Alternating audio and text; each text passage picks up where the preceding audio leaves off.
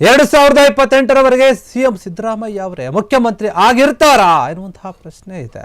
ಯಾಕಂದ್ರೆ ಸಾಕಷ್ಟು ಜನ ಹೇಳ್ತಾ ಇದ್ದಾರೆ ಅವರೇ ಮುಂದುವರಿತಾರೆ, ಅವರೇ 2028ರವರೆಗೂ ಕೂಡ ಸಿಎಂ ಆಗಿರ್ತಾರೆ ಎನ್ನುವಂತಹ ಮಾತನ್ನು ಈಗ ಹೇಳ್ತಾ ಇದ್ದಾರೆ. ಯಾಕಂದ್ರೆ ಈಗಾಗಲೇ ಅರಸು ದಾಖಲೆಯನ್ನು ಮುರಿದಿದ್ದಾರೆ, ಮುಂದಕ್ಕೆ ಹೋಗ್ತಾ ಇದ್ದಾರೆ. ಇವತ್ತಿಗೇನೆ ದೇವರಾಜು ಅರಸು ಅವರ ದಾಖಲೆಯನ್ನು ಮುರಿದಿದ್ದಾರೆ ಈಗ ಸಿಎಂ ಸಿದ್ದರಾಮಯ್ಯ ಅವರು. ಹೀಗಾಗಿ ಸಾಕಷ್ಟು ನಾಯಕರು ಹೇಳ್ತಾ ಇದ್ರು ಸಿಎಂ ಸಿದ್ದರಾಮಯ್ಯ ಅವರೇ 2028ರವರೆಗೂ ಕೂಡ ಇರ್ತಾರೆ ಅಂತ. ಹಾಗಾದ್ರೆ ನಿಜವಾಗ್ಲೂ ಕೂಡ ಅವರು ಅಲ್ಲಿವರೆಗೂ ಇರ್ತಾರ? ರಾಜ್ಯದಲ್ಲಿ ಸಿಎಂ ಬದಲಾವಣೆ ಒಂದು ವಿಚಾರ ಏನಿದೆ, ಆ ಒಂದು ವಿಚಾರದ ಬಗ್ಗೆ ಹೈಕಮಾಂಡ್ ಏನು ತೀರ್ಮಾನ ತೆಗೆದುಕೊಳ್ಳುತ್ತೆ? ಹಾಗಾದ್ರೆ ಹೈಕಮಾಂಡ್ ಬದಲಾವಣೆ ಮಾಡಲ್ವಾ? ಸಿದ್ದು ದಾಖಲೆ ಬರೆದಂತಹ ಬೆನ್ನಲ್ಲೇ ಪೂರ್ಣಾವಧಿಯತ್ತ ಚಿತ್ತ ಇಟ್ಟಿದ್ದಾರೆ. ವರಿಷ್ಠರು ನಿರ್ಧರಿಸಿದ್ರೆ ಅವಧಿ ಪೂರ್ಣಗೊಳಿಸುವೆ ಅಂತ ಹೇಳಿ ಸಿಎಂ ಸಿದ್ದರಾಮಯ್ಯ ಹೇಳುತ್ತಾ ಇದ್ದಾರೆ. ಸಿದ್ದು ಪೂರ್ಣಾವಧಿ ಸಿಎಂಗೆ ಆಲ್ ದಿ ಬೆಸ್ಟ್ ಕೂಡ ಹೇಳಿದ್ದಾರೆ ಡಿಕೆ ಶಿವಕುಮಾರ್. ನಿನ್ನೆಗೇನೆ ದೇವರಾಜ ಅರಸು ಅವರ ದಾಖಲೆಯನ್ನ ಸರಿಗಟ್ಟಿದ್ರು, ಇವತ್ತು ಮುರಿದಿದ್ದಾರೆ ಕೂಡ. ಅತಿ ಹೆಚ್ಚಿನ ಒಂದು ಆಡಳಿತವನ್ನು ಮಾಡಿರುವಂತಹ ಸಿಎಂ ಪೂರ್ಣಾವಧಿ ಅನ್ನೋದಕ್ಕಿಂತ ದೀರ್ಘಾವಧಿಯ ಸಿಎಂ. ಆದರೆ ಈಗ ಪೂರ್ಣಾವಧಿಯ ಸಿಎಂ ಆಗಿ ಇರ್ತಾರ ಈ ಬಾರಿ? ಅದೇ ಪ್ರಶ್ನೆ ಇದೆ. ಈ ಹಿಂದೆ 2013ರಿಂದ 2018ರವರೆಗೆ ಪೂರ್ಣಾವಧಿಯ ಸಿಎಂ ಆಗಿ ಸೇವೆಯನ್ನು ಸಲ್ಲಿಸಿದ್ರು ಸಿಎಂ ಸಿದ್ದರಾಮಯ್ಯ ಅವರು. ಇದೀಗ 2023ರಿಂದ 28ರವರೆಗೆ ಪೂರ್ಣಾವಧಿಯ ಸಿಎಂ ಆಗ್ತಾರಾ ಎನ್ನುವಂತಹ ಪ್ರಶ್ನೆ ಇದೆ. ಸಿದ್ದರಾಮಯ್ಯ ಸಿಎಂ ಕುರ್ಚಿಯ ಮೇಲೆ ಕಣ್ಣಿಟ್ಟಿದ್ದಾರೆ. ಡಿ ಕೆ ಶಿವಕುಮಾರ್, ಸತೀಶ್ ಮತ್ತೆ ಪರಮೇಶ್ವರ್ ಅವರು, ಈ ಮೂವರು ನಾಯಕರು ನಾವು ಕೂಡ ಸಿಎಂ ಆಗಬೇಕು, ನಾವು ಕೂಡ ಸಿಎಂ ರೇಸಲ್ಲಿ ಇದ್ದೀವಿ ಅಂತ ತೋರಿಸ್ಕೊಳ್ತಾ ಇದ್ರು. ಆಗಾಗ ಮಾತನಾಡ್ತಾ ಇದ್ರು. ಅವರ ಮನಸ್ಸಲ್ಲಿರುವಂತಹ ಇಂಗಿತವನ್ನ ತೆರೆದಿಡುವಂತಹ ಪ್ರಯತ್ನವನ್ನ ಮಾಡ್ತಾ ಇದ್ರು. ಈ ಬೆನ್ನಲ್ಲೇ ಈಗ ಈ ಒಂದು ಪ್ರಶ್ನೆ ಮೂಡುತ್ತಾ ಇದೆ.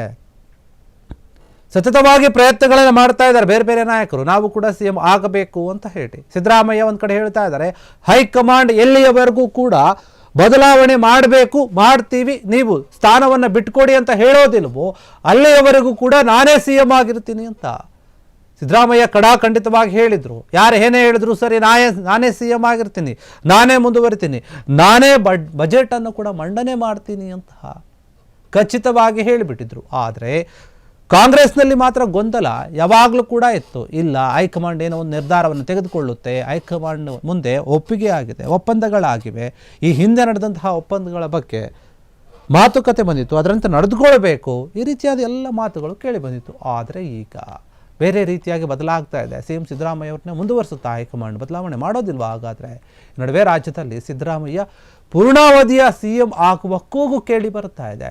ತೀವ್ರ ಕುತೂಹಲವನ್ನು ಕೆರಳಿಸ್ತಾ ಇದೆ ಕಾಂಗ್ರೆಸ್ ಹೈಕಮಾಂಡ್ನ ನಡೆ. 2028ರವರೆಗೆ ಡಿಕೆಶಿಗೆ ಸಿಎಂ ಕುರ್ಚಿ ಬಿಟ್ಟು ಕೊಡಲ್ವಾ ಹಾಗಾದ್ರೆ ಸಿದ್ದರಾಮಯ್ಯ ಅನ್ನುವಂತಹ ಪ್ರಶ್ನೆ.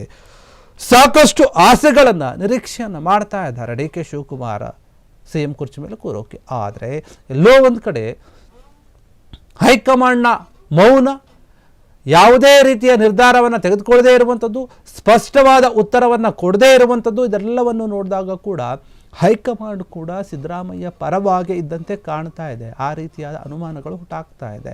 2028ರವರೆಗೂ ಕೂಡ ಡಿ ಕೆ ಶಿವಕುಮಾರ್ ಅವರಿಗೆ ಕುರ್ಚಿಯನ್ನು ಬಿಟ್ಟು ಕೊಡೋದಿಲ್ವಾ ಸಿದ್ದರಾಮಯ್ಯ ಅನ್ನುವಂತಹ ಪ್ರಶ್ನೆ ಇದೆ. ಮತ್ತೆ ಅವರೇ ಮುಂದುವರಿಬೇಕು ಅಂತ ಹೇಳಿ ಕೆಲವರು ಕೇಳಿಕೊಳ್ತಾ ಇದ್ದಾರೆ. ಇನ್ನು ಡಿ ಕೆ ಶಿವಕುಮಾರ್ ಕೂಡ ಏನು ಅರಸು ಅವರ ಒಂದು ದಾಖಲೆಯನ್ನು ಮುರಿದಿದ್ದಾರೆ, ಅದಕ್ಕೆ ಆಲ್ ದ ಬೆಸ್ಟ್ ಅಂತ ಕೂಡ ಹೇಳಿದ್ದಾರೆ. ಆದರೆ ಅವರ ಮನಸ್ಸಿನಲ್ಲಿಯೂ ಕೂಡ ಇದೆ ಸಿಎಂ ಆಗಬೇಕು ಅನ್ನುವುದು. ಬೇರೆ ಬೇರೆ ನಾಯಕರ ಮನಸ್ಸಲ್ಲಿಯೂ ಕೂಡ ನಾವು ಕೂಡ ಆಗಬೇಕು ಅನ್ನೋದಿದೆ. ಆದರೆ ಸಿದ್ದರಾಮಯ್ಯ ಮತ ಆ ಕುರ್ಚಿಯನ್ನು ಬಿಟ್ಟುಕೊಡೋಕ್ಕೆ ಸಿದ್ಧವಾಗಿಲ್ಲ. ಅವ್ರು ಹೇಳ್ತಾ ಇರುವಂಥದ್ದು ಒಂದೇ ಮಾತು, ಹೈಕಮಾಂಡ್ ಏನು ನಿರ್ಧಾರ ತೆಗೆದುಕೊಳ್ತಾ ಅದಕ್ಕೆ ನಾನು ಬದ್ಧನಾಗಿರ್ತೇನೆ, ಅವ್ರು ಎಲ್ಲಿವರೆಗೂ ಕೂಡ ಸ್ಥಾನದಿಂದ ಕೆಳಗಿಳಿರಿ ಅಂತ ಹೇಳೋದಿಲ್ವೋ ಅಲ್ಲಿವರೆಗೂ ಕೂಡ ನಾನೇ ಸಿಎಂ ಆಗಿರ್ತೇನೆ ಅಂತ ಹೇಳಿಬಿಡ್ತಾರೆ. ಈ ಮೂಲಕ ಅವರಿಗೆ ಖಚಿತ ಆದಂತೆ ಕಾಣ್ತಾ ಇದೆ ಹೈಕಮಾಂಡ್ ಬದಲಾವಣೆ ಮಾಡಲ್ಲ ಅಂತ. ಹೀಗಾಗಿ ಪದೇ ಪದೇ ಹೈಕಮಾಂಡ್ ಮೇಲೆ ಒಂದು ಹೇಳಿಬಿಡ್ತಾ ಇದ್ದಾರೆ ಸಿದ್ದರಾಮಯ್ಯ ಅವರು. ಅವ್ರ ಕಡೆನೇ ಬೇಳು ಮಾಡಿ ಬೊಟ್ಟು ಮಾಡಿ ತೋರಿಸ್ತಾ ಇದ್ದಾರೆ ಹೈಕಮಾಂಡ್ ಹೇಳಿ ಹೇಳಿ ಹೇಳಿ ಅಂತ.